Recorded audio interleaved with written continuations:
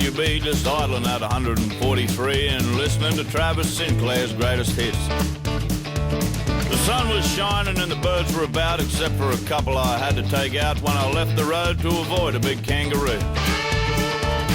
Now, I like birds just as much as you, but I've been through 3 front ends in this ute, and that suicide skippy was determined to make it 4. Tearing around cars was becoming a trend, dotted line, double lines, even on the bends, when a major event made me rethink the things I was doing. A cloud of smoke came in my rear view, my hair stood up, and somehow I knew that the brown dog was hot off a meltdown and running behind. I knew it was him as his truck whistled past, his eyes were bugged out, he was pooping broken glass, and the blow-up doll riding shotgun was trembling with fear. Rubber and sparks was flying out the back, and it looked like a bushfire blowing from the stack, and his rear-view mirrors were gone and one side was smashed. I turned down the stereo and gave him a call, said, "Brown dog, you copy, mate, what's going on?" The reply that I heard made me fear for the motorists ahead. Well, for the last 3 days I've been melting down. I run out of gear, so I asked around town. All I could get was these goddamn acid trips. But me and my leprechaun are hooking along, and I don't think we're doing too many things wrong, and I'm lucky these unicorns are so damn easy to cart. Now, this scared me more as he powered through a dip, because he stopped hauling stock when he smashed that ship, and the trailers he was pulling were flat tops full of freight. I thought somehow I've got to try stop this machine, but it's going to be hard because the little fella's keen and he's driving like he's got a big cramp in his Achilles tendon. I said, "Mate, I know you sort of push for time, but if you pull up ahead I can feed you a line." Well, I've never seen a truck start stopping like this one did.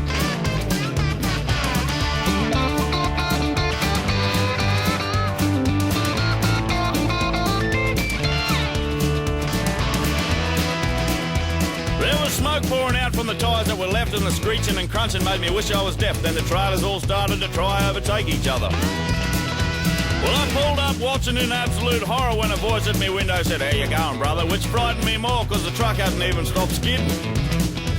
There was 2 grey nomads in a truck stop bay, and I thought, this is it, mate, this is their day, as an unmanned truck and 3 trailers headed their way. Well, it would have been good if it had all stopped there, but it smashed up the caravan and camping chairs and spread all of Grandma's washing out the flat.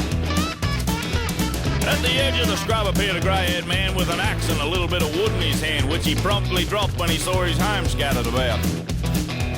Well, his white face turned a mad shade of red as he lifted his axe and started going off his head while making a definite beeline for that Kenworth door.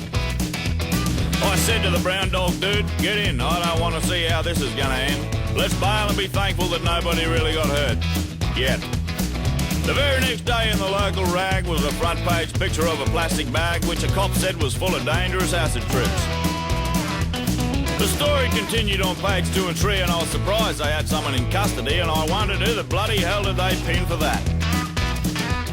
At the bottom it said continued page 4. When I turned the page I nearly hit the floor when I saw who was locked in the back of the paddy wagon.